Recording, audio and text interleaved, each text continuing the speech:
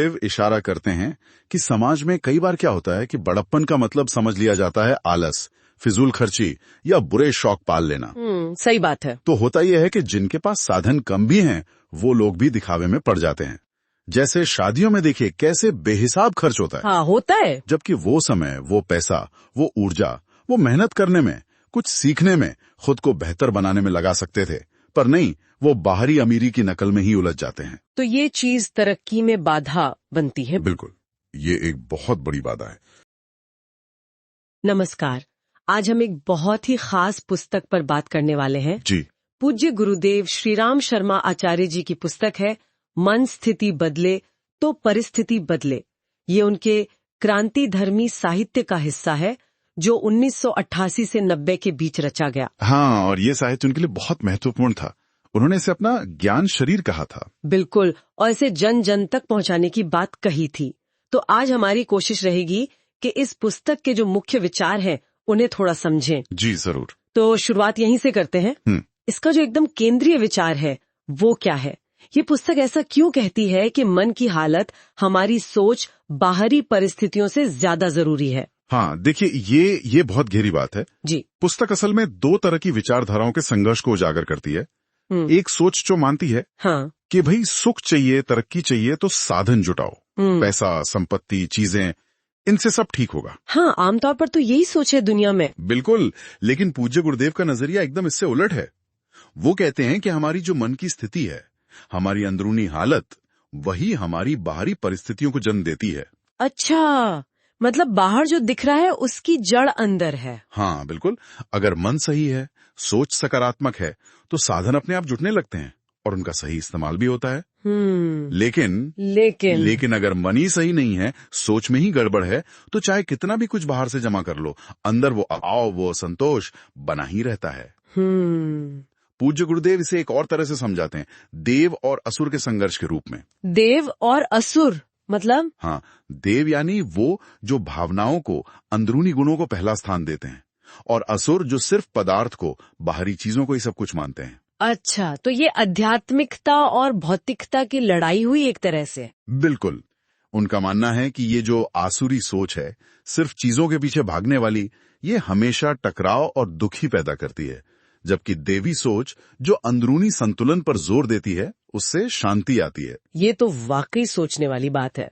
अच्छा, पुस्तक में एक और बात कही गई है कि कैसे लोग अक्सर अमीरी की गलत चीजों की नकल करने लगते हैं, भले उनके पास साधन हो या ना हो। हाँ, ये बहुत महत्वपूर्ण अवलोकन है उनका। ये गरीबों द्वारा अमीरों का आडंबर वाली बात, जरा इसे खोलेंगे? जी। पूज्य गुरुदेव इशारा करते हैं कि समाज में कई बार क्या होता है कि बड़प्पन का मतलब समझ लिया जाता है आलस, फिजूल खर्ची या बुरे शौक पाल लेना। सही बात है। तो होता यह है कि जिनके पास साधन कम भी हैं, वो लोग भी दिखावे में पड़ जाते हैं। जैसे शादियों में देखिए कैसे बेहिसाब खर्च होता है। हाँ, होता है। जबकि वो समय, वो पैसा, वो ऊर्जा, वो मेहनत करने में, कुछ सीखने में, खुद को बेहतर बनाने में लगा सकते थे, पर नहीं, वो बाहरी अमीरी की नकल में ही उलझ जाते हैं। तो ये चीज तरक्की में बाधा बनती है। बिल्कुल, ये एक बहुत बड़ी बाधा है, क्योंकि ध्यान अंदर की मजबूती पर नहीं, बाहर के दिखावे पर चला जाता है। तो फिर अगर बाहरी साधनों की ये नकल ठीक नहीं, तो पूज्य गुरुदेव सही रास्ता क्या बताते हैं? प्रगति का असली आधार क्या है? और ये जो आपने कहा, दूसरों पर निर्भरता छोड़ना, आत्मावलंबन, ये कैसे आता है? देखिए, पूज्य गुरुदेव कहते हैं कि असली दौलत बाहर नहीं, हमारे अंदर है। वो 3 आंतरिक उद्यानों की बात करते हैं। आंतरिक उद्यान? हाँ, जिन्हें हम विकसित कर सकते हैं। पहला है हमारा शरीर, जिसे हम मेहनत करके, स्वास्थ्य का ध्यान रखकर मजबूत बना सकते हैं। ठीक है। दूसरा है हमारा मन, जिसे शिक्षा से, ज्ञान से, समझदारी से सींचा जा सकता है। और तीसरा और शायद सबसे महत्वपूर्ण है हमारा अंतःकरण, यानी हमारी भावनाएं, हमारी संवेदनाएं, उदारता, नैतिकता, ये सब गुण। शरीर, मन और अंतःकरण। हाँ, पूज्य गुरुदेव कहते हैं कि असली संपत्ति यही है, हमारा व्यक्तित्व, बाहरी चीजें नहीं। और जब इंसान दूसरों पर टिके रहने की आदत छोड़ता है, मतलब आत्मावलंबन अपनाता है, अपनी भीतरी शक्तियों पर भरोसा करता है, तभी ये तीनों उद्यान फलते फूलते हैं। अच्छा, तो ये आंतरिक साधन, और मान लीजिए बाहरी साधन भी हो, तो क्या इतना काफी है? मतलब क्षमता आ गई, पैसा आ गया तो सब ठीक हो गया? नहीं, बिल्कुल नहीं। यहीं पर वो सबसे जरूरी सवाल आता है सदुपयोग और दुरुपयोग का। सदुपयोग और दुरुपयोग। हाँ, पुस्तक साफ कहती है कि साधन होना एक बात है, पर उनका सही इस्तेमाल कर पाना वो बिल्कुल दूसरी बात है। जब समर्थ लोग, साधन संपन्न लोग अपनी शक्ति का, अपनी बुद्धि का, अपने पैसे का गलत इस्तेमाल करते हैं, जैसे दूसरों का शोषण करने में या अहंकार दिखाने में या सिर्फ ऐशो आराम में, तो वो साधनों की कमी से भी ज्यादा बड़ा अनर्थ करते हैं, ज्यादा नुकसान पहुंचाते हैं। पूज्य गुरुदेव एक उदाहरण देते हैं कि जैसे चाकू है, पर अगर गलत हाथ में है तो वो चाकू ना होने से ज्यादा खतरनाक है। सही बात है। इसका मतलब तो ये हुआ कि हमारे पास क्या है, इससे ज्यादा जरूरी ये है कि हम कैसे हैं।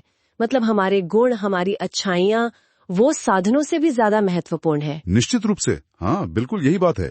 उदारता है, ईमानदारी है, दूसरों की भलाई सोचने का भाव है, ये गुण सबसे ज्यादा जरूरी हैं। इनके बिना कमाया हुआ पैसा भी, मिली भी ताकत भी, वो व्यक्ति के लिए और समाज के लिए विनाशकारी हो सकती है। जैसे कोई बेलगाम मदमस्त हाथी हो, हाँ, जो सब कुछ रौंदता चला जाए। बिल्कुल। पूज्य गुरुदेव कहते हैं कि सिर्फ पैसा इकट्ठा करना लक्ष्य नहीं होना चाहिए, बल्कि उसे नैतिकता से समाज की भलाई में लगाना चाहिए। जैसे परिवार में होता है ना, एक कमाने वाला होता है पर वो सबकी जरूरतें पूरी करता है। हाँ, सही। वैसे ही समाज में भी जो सक्षम हैं, उन्हें अपनी योग्यता का उपयोग सबकी भलाई के लिए करना चाहिए। उदारता नहीं होगी तो संपत्ति बस मुसीबतें ही लाएगी। तो कुल मिला के जो पूरी बात का निचोड़ है वो यही है कि अगर हम अपनी बाहरी दुनिया, अपनी परिस्थितियां बदलना चाहते हैं तो शुरुआत अपने अंदर से करनी होगी, अपनी सोच, अपने मूल्यों से। बिल्कुल सही, यही पुस्तक का सार है। मन स्थिति बदले तो परिस्थिति बदले। आप देखिए, दुनिया में जितनी भी बड़ी समस्याएं हैं, गरीबी है, झगड़े हैं, पर्यावरण का संकट है, हाँ, इन सब के मूल में कहीं ना कहीं हमारी बिगड़ी हुई सोच, हमारी स्वार्थी मनस्थिति ही है। तो असली समाधान बाहर की योजनाओं या साधनों में उतना नहीं है, जितना अपनी सोच को, अपनी भावनाओं को, अपनी प्राथमिकताओं को सही दिशा देने में। जैसे वो चश्मे वाली बात। हाँ, बिल्कुल। जैसे अगर हमने रंगीन चश्मा पहना है तो दुनिया वैसी ही दिखेगी, चश्मा उतार दें तो दुनिया अपने सही रंग में नजर आने लगती है। वैसे ही अगर हम अपनी सोच का चश्मा बदल लें, अपनी मनस्थिति ठीक कर लें, तो परिस्थितियां खुद ब खुद सुधरने लगती हैं। तो आज की इस चर्चा से ये बात तो साफ हुई कि पूज्य गुरुदेव की ये पुस्तक हमें यही याद दिलाती है कि असली शक्ति, असली समाधान हमारे अंदर ही है। बाहर के हालातों को दोष देने से बेहतर है कि हम अपने नजरिए पर, अपने मूल्यों पर ध्यान दें। हाँ, और ये हमें एक बहुत महत्वपूर्ण सवाल पर लाकर छोड़ती है, वो ये कि आज की इस भाग-दौड़ भरी जिंदगी में हम रोजमर्रा में अपनी सोच को, अपनी मनस्थिति को सकारात्मक और बेहतर बनाने के लिए सचेत रूप से क्या कर सकते हैं। हाँ, ये जरूरी सवाल है, ताकि न सिर्फ हमारी अपनी परिस्थितियां सुधरे, बल्कि हमारे आसपास का समाज भी बेहतर हो। इस पर सोचना मुझे लगता है बहुत सार्थक होगा। तो आज की ये चर्चा यहीं समाप्त करते हैं। श्रोताओं, आपको हमारा आज का एपिसोड कैसा लगा, हमें कमेंट करके अवश्य बताएं।